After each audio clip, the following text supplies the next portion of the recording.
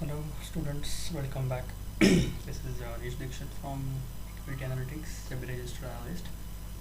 So, in the first two sessions, we covered mostly about what is a company, different types of companies, and what is the primary and secondary market, what is IPO, benefits of listing to the companies.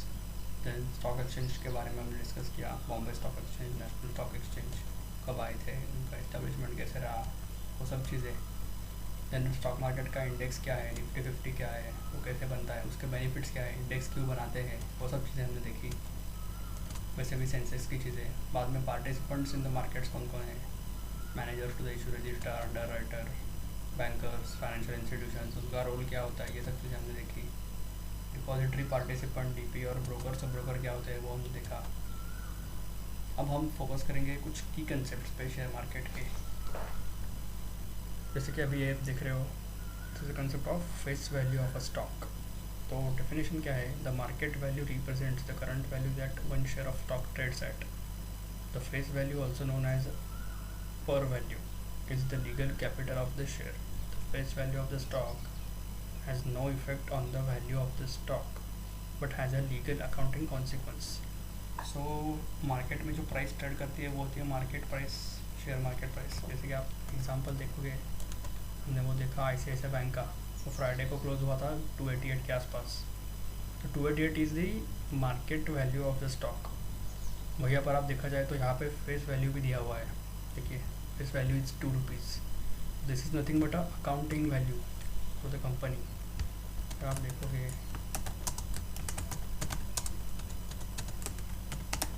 Let's take an example. हाँ, लेते हैं ICICI bank. Face value कितना है, ₹2। कोई और stock देखते हैं, Infosys, witty.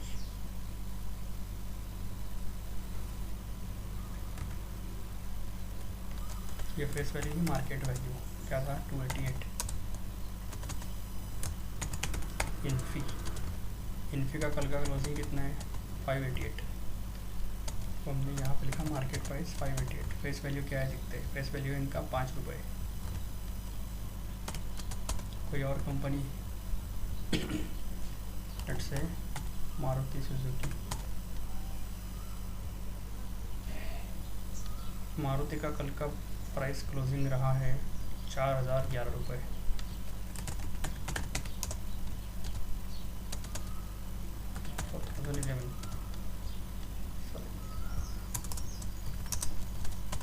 और फेस वैल्यू है 5 इनका में।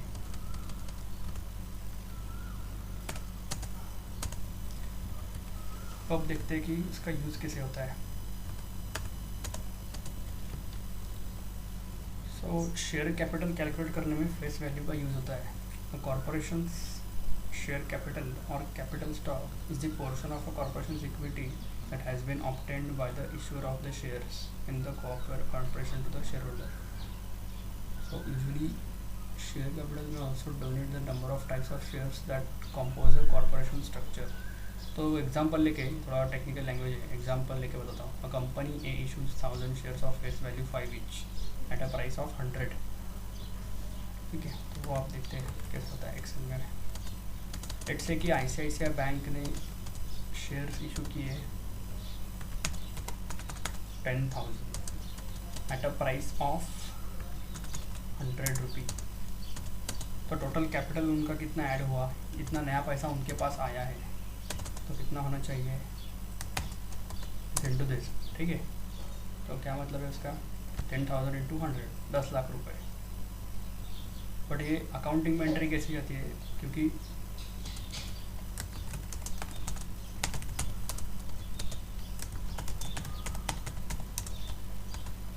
जो फेस वैल्यू होती है उसको आप मल्टीप्लाई करते हो नंबर ऑफ शेयर्स इशू से, न्यू शेयर्स आप उसको कह सकते हो।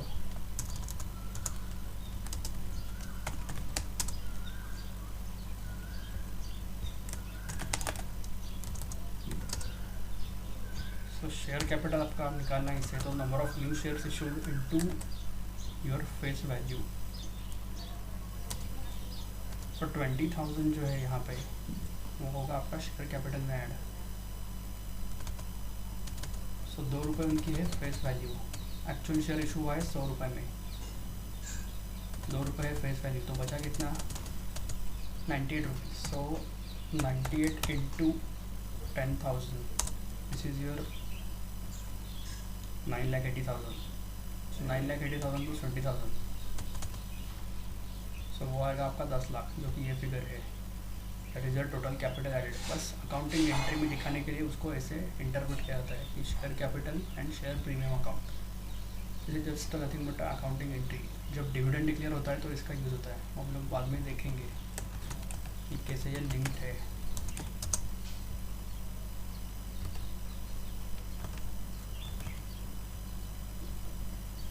तो ये बात समझ में आ गई।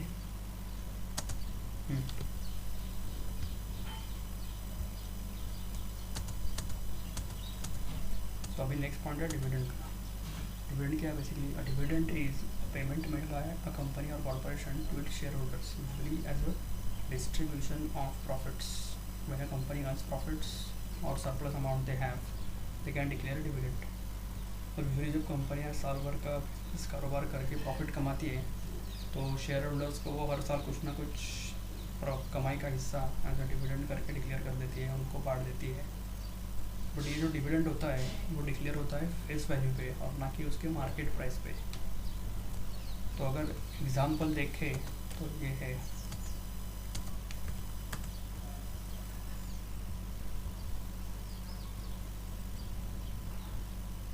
NSE पे कोई है क्या डिविडेंड की history?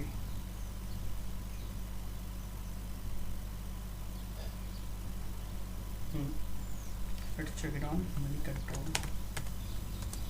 Money control, economictimes.com, investing.com। Investing mostly charts के लिए आप यूज़ कर सकते हो और Moneycontrol Economic Times day to day information रखने के लिए काफ़ी यूज़फुल वेबसाइट है, तो आप वो रेफ़र कर लीजिए हमेशा के लिए।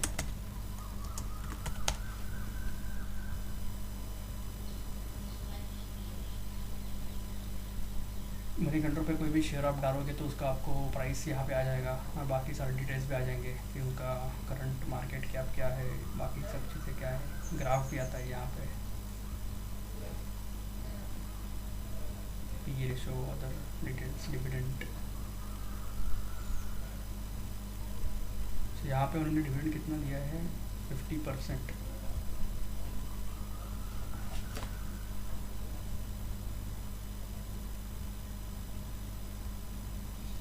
Consolidated, okay.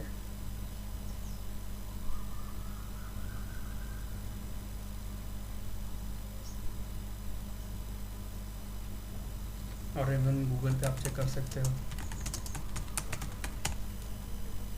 2019 में कितना दिया था।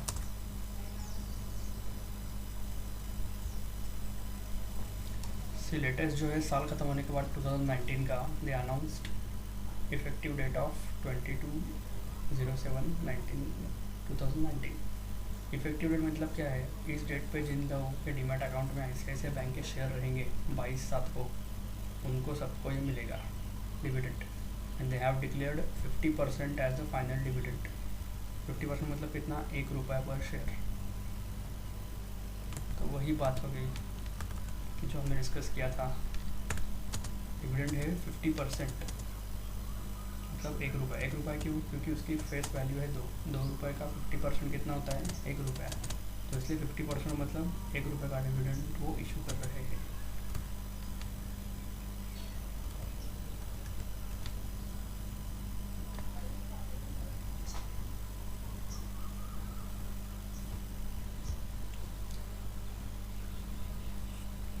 तो कितने शेयर होल्डर को मिलेगा ये जानने के लिए हमें पता होना चाहिए कि ICICI बैंक के कितने शेयर मार्केट में इशूड है, उसको बोलते हैं आउटस्टैंडिंग शेयर्स। वो इन्फॉर्मेशन आपको मनी कंट्रोल पे भी, तो अदरवाइज गूगल पे आप सर्च करके भी ले सकते हो या फिर कंपनी के वेबसाइट पे जाके एनुअल रिपोर्ट में आपको वो इन्फॉर्मेशन मिल जाता है। यहाँ डालना है तो आप वैसे डाल सकते हो आउटस्टैंडिंग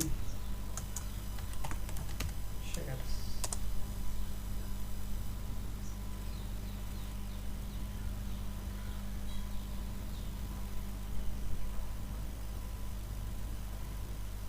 रॉयटर्स एक वेबसाइट है, वो भी काफ़ी इन्फॉर्मेटिव है। यहाँ पे शायद आपको आउटस्टैंडिंग शेयर्स का फिगर मिल सकता है, या फिर ब्लूमबर्ग है, ब्लूमबर्ग पे देखिए। यहाँ पे देखते हैं,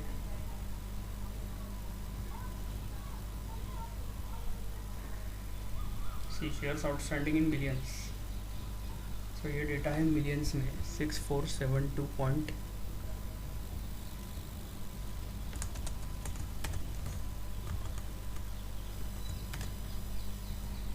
तो अगर इसको करोड़ में कन्वर्ट करें तो 8 डेसिमल बेसिकली यहाँ पे लेना पड़ता है। 647.2 करोड़। और पर शेयर अगर इतना डिविडेंड है,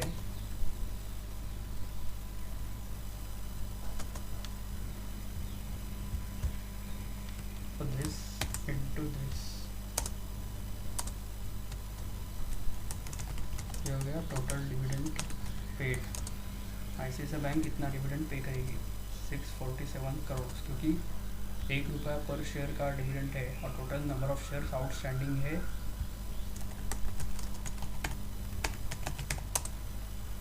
647.25 करोड़। तो टोटल अमाउंट उनको पे करनी पड़ेगी शेयर होल्डर्स को 647.24 करोड़। तो ये जितने भी शेयर होल्डर है उसमें बांटी जाएगी, जिसके पास जितने शेयर है। अगर किसी आदमी के पास 100 शेयर है तो 100 इंटू 1 उसको 100 रुपये मिलेंगे। किसी के पास 1 लाख शेयर है तो उसको 1 लाख रुपये डिविडेंड मिलेगा। डिपेंडिंग ऑन इंडिविजुअल शेयर्स उसको उतने उतने पैसे मिलते हैं। ये हो गया आपका डिविडेंड। डिविडेंड कैलकुलेट करने के 1-2 फॉर्मूलाज भी है। डिविडेंड पे आउट उसको बोलते हैं, and dividend yield. Dividend pay out क्या है? अभी आपने यहाँ पे देखा कि 1 रुपया पर शेयर का डिविडेंड है और मार्केट प्राइस कितना है कंपनी का, यहाँ पे था वो 288। तो उसके हिसाब से उसका डिविडेंड यील्ड कैसे कैलकुलेट करते हैं? तो dividend yield is nothing but your dividend declared divided by your market price. उसका आपको निकालना है परसेंटेज। क्योंकि आप शेयर खरीदते हो मार्केट प्राइस पे और आपको डिविडेंड जो मिलता है वो फेस वैल्यू पे, सो 0.35%।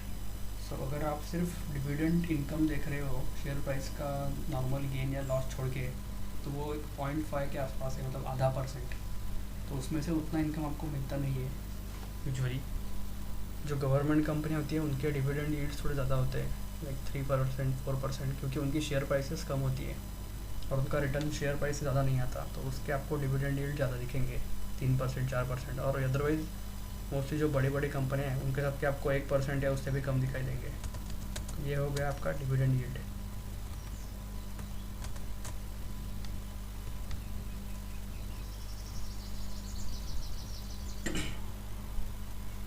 तो डिविडेंड के बाद एक कंसेप्ट और आता है जो है स्टॉक स्प्लिट का। तो स्टॉक स्प्लिट क्या है? इन शॉर्ट डेफिनेशन देखा जाए तो stock split is a corporate action in which a company divides its existing shares into multiple shares to boost the liquidity of the shares. Although the number of shares outstanding increased by a specific multiple, the total dollar value of the share remains the same compared to the pre-split. इसका मतलब क्या हुआ? Example लेके बताता हूँ। Suppose Infosys का share है, पहले प्राइस चल रहा है उसका 1000 रुपये, ठीक है, और उनके अभी आउटस्टैंडिंग शेयर्स है कुल मिला के, ठीक है, 1 लाख, ठीक है, ये है 1 लाख। फेस वैल्यू है इनका अभी 10। तो कंपनी को क्या लगा कि ओवरऑल ट्रेडेड शेयर्स जो है मार्केट में सिर्फ 1 लाख है। ये भी सिर्फ एग्जांपल है, एक्चुअल में इनके शेयर्स बहुत ज़्यादा है मार्केट में, तो एग्जांपल के लिए मैं ये बता रहा हूँ। तो इतने ही शेयर्स मार्केट में ट्रेड कर रहे हैं, तो overall very few participants are able to make transactions. कम लोग उसमें बाय सेल कर रहे हैं। लिक्विडिटी जो बोलते हैं वॉल्यूम, वो अगर कंपनी को लगा कि स्टॉक में थोड़ा सा कम आ रहा है आजकल, तो वो फेस वैल्यू को स्प्लिट कर देते हैं। तो उन्होंने डिसाइड किया कि 1:5 रेशो में इसको स्प्लिट करेंगे। तो अभी इसका पहले फेस वैल्यू था 10 का कर दिया सीधा 2। तो मतलब क्या हुआ नंबर ऑफ शेयर्स अभी कितने बढ़ेंगे, 10 का 2 मतलब 5 टाइम्स, 1:5 से स्प्लिट किया है। तो ये क्या होगा यहाँ का, दिस इंटू 5। तो पहले थे 1 लाख, 1 लाख के कितना हो गए, सीधा 5 लाख। तो बेसिकली नंबर ऑफ शेयर्स जो 1 लाख थे उसके हो गए 5 lakh, but at the same time उसकी प्राइस भी 5 गुना से कम हो जाती है। तो वो अराउंड 200 के आसपास आके रुक जाती है, क्योंकि मार्केट उसको ऑटोमेटिकली एडजस्ट कर लेता है। तो कंपनी का मार्केट कैप जो रहता है, मार्केट कैप कैसे निकालते हैं, मार्केट कैपिटल मतलब कंपनी का टोटल वैल्यूएशन, तो वो निकालते हैं उसके number of shares outstanding into current market price. तो अगर ये दोनों केस में आप देखोगे तो सेम रहेगा, क्योंकि यहाँ पे प्राइस 1/5 से कम हुआ है तो 1/5 से शेयर बढ़े। यहाँ पे शेयर्स है 1000, यहाँ पे शेयर्स है 200, बट यहाँ पे प्राइस 10 का बता रहा हूँ, प्राइस कितना था 1000 का 200 हो गया, नंबर ऑफ शेयर्स 1 लाख के हो गए 5 लाख। तो कंपनी का जो मार्केट कैपिटल है या फिर वैल्यूएशन वो उतना ही रहेगा। तो शेयर होल्डर को उससे बेनिफिट या ऐसा कुछ नहीं होता, क्योंकि उसके रिटर्न में उससे कोई फ़र्क नहीं पड़ता। बस मार्केट में शेयर्स की लिक्विडिटी बढ़ती है, क्योंकि पहले 1 लाख शेयर अवेलेबल थे ट्रेड करने के लिए, अभी 5 लाख हो गए। और एक साइकोलॉजिकल इम्पैक्ट होता है, क्योंकि कुछ लोगों को 1000-2000 रुपये से शेयर थोड़े महंगे लगते हैं खरीदने के लिए। वही अगर 400-500 रुपये के भाव में आ गए तो ज़्यादा लोग उसको बाय सेल खरीद सकते हैं। तो एक ऐसी रिवर्स साइकोलॉजी भी उसमें कभी कभी वर्क होती है, और शेयर थोड़ा जल्दी बढ़ता है, क्योंकि 2000, 3000, 4000 भाव देख के बहुत से लोग उसमें डिस्करेज होते हैं शेयर लेने के लिए, तो उनको लगता है कि काफ़ी महंगा है। एक्चुअल में ऐसा होता नहीं है, बट वो साइकोलॉजिकल प्राइस है रहती है। तो वो भी एक है रीज़न कि कंपनियाँ स्टॉक स्प्लिट कर देती है, लिक्विडिटी बढ़ती है, और फिर साइकोलॉजिकल इम्पैक्ट से भी एक शेयर प्राइस को बाद में अगले 1-1.5 साल में पुश मिल सकता है। तो these are the reasons to do the stock split. बाकी कोई खास वजह होती नहीं है उसकी, यही वो एग्जांपल देके यहाँ पे एक्सप्लेन किया हुआ है। उसके बाद बोनस शेयर। बोनस शेयर क्या है, कंपनी को जब अच्छा प्रॉफिट वगैरह होता है तो other than dividend declare bonus share. तो एग्जांपल अगर देखोगे तो बोनस शेयर और स्टॉक स्प्लिट में डिफरेंस है ये कि बोनस शेयर में your face value remains the same. Suppose कि इन्फिने यहाँ पे एग्जांपल है 1:1 का बोनस लिया, for every 1 share you held you get extra 1 share as a bonus. So again यहाँ पे कितने शेयर्स है, 1 लाख है, तो आपके कितने होंगे अभी, एक के ऊपर एक शेयर आपको बोनस मिलेगा, तो हो गए ultimately 2 lakh. Similarly, at the same time, the price will get adjusted. The price will become, अभी पहले था 1000 के बाद हो गया 500, तो वही बात हो गई जैसे मैंने लास्ट एग्जांपल में दिखा था। तो मार्केट कैप जो है वो सेम रहेगा, क्योंकि पहले था 1000 इंटू 1 लाख, अभी है 500 इंटू 2 लाख। सो वैल्यूएशन और market cap will remains same. बस इस केस में फेस वैल्यू जितना है उतना ही रहेगा। अगर फेस वैल्यू 2 है तो यहाँ पे भी 2 ही रहेगा।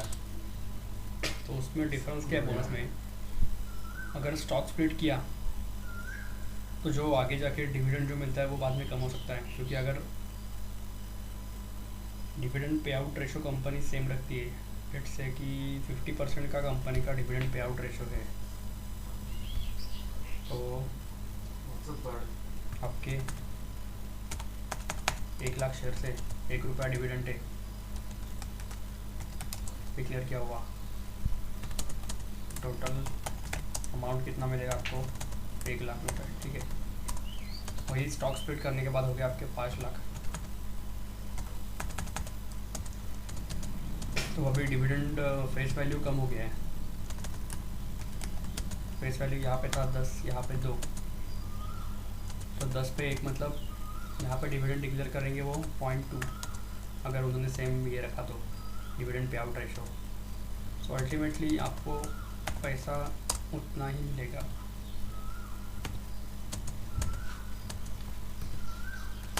सो this 0.2 into 5 lakh, you are getting same amount, there is no difference. बस बोनस में क्या हो सकता है, इन केस ऑफ बोनस अगर पहले फेस वैल्यू 10 है तो अभी भी 10 ही रहेगा।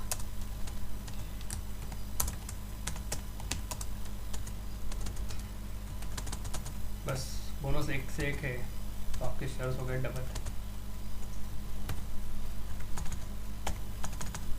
तो अब अगर कंपनी ने डिविडेंड सेम रखा, क्योंकि लास्ट ईयर 1 रुपया पे किया था, प्रॉफिट्स ठीक ठाक है कंपनी के, तो आपको 1 लाख मिला था। इस बार भी अगर 1 लाख किया, 1 रुपया मतलब, तो आपको कितना मिलेगा? 2 लाख शेयर्स आउटस्टैंडिंग है, इनको 2 लाख रुपए। सो ये एक बोनस आपको मिल सकता है in case of bonus share.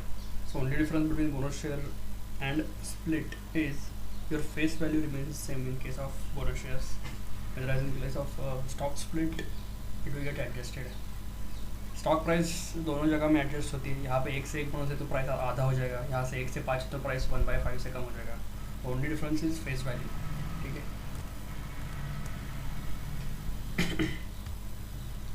इसके बाद एक कंसेप्ट है शेयर बायबैक का। बायबैक क्या होता है अभी बताता हूँ एक एग्जांपल लेके। अगेन एक एग्जांपल है इमेजिनरी। इन्फोसिस का बीच में हुआ था बायबैक 800 रुपये पे, एक 6-8 महीने पहले की बात है, आप डेटा चेक कर सकते हो 2019 में। अभी कुछ तो 600 रुपये वगैरह चल रहे हैं उसके, तब स्टॉक प्राइस चल रही थी कुछ तो 650 और 700। When they did buyback stock price 800 के ऊपर चला गया था, क्योंकि उन्होंने खुद 800 रुपये पे शेयर्स खरीदे थे। तो बायबैक करने के रीजंस क्या क्या हो सकते हैं?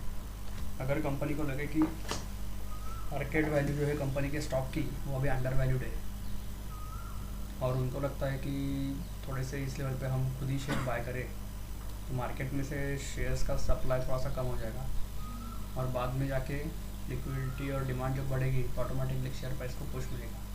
तो जब जब कंपनी को लगता है कि कंपनी का वैल्यूएशन सही है, कंपनी के भाव मार्केट में कम वैल्यू पर ट्रेड कर रहे हैं, then they take a call to buy back the shares.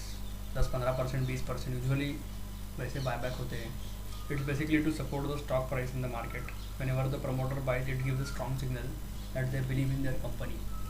So overall वो प्राइस को पुश मिलता है आगे जाके 6-8 महीने में। और एक और भी इम्पैक्ट होता है कि नंबर ऑफ शेयर्स जो है कम हो जाते हैं। कि अगर पहले मार्केट में 1 लाख शेयर्स है, जैसे कि यहाँ थे, उसमें से कंपनी ने 20,000 शेयर्स खरीद लिए, अभी कितने? अभी 80,000 सी शेयर्स बचेंगे मार्केट में। तो अगर अवेलेबिलिटी कम है और ज़्यादा लोग खरीदने आएंगे तो उसको प्राइस बढ़ने के लिए चांसेस हो सकते हैं। तो वो भी एक साइकोलॉजिकल रीज़न होता है कि सप्लाई मार्केट से निकाल दो and perform well on the results front, so more number of people will try to buy these stocks, so it will give a push because of less number of shares available in the market. तो this kind of things companies try to do whenever they feel stock price is not up to the mark in the market. तो ये concept है share buyback का।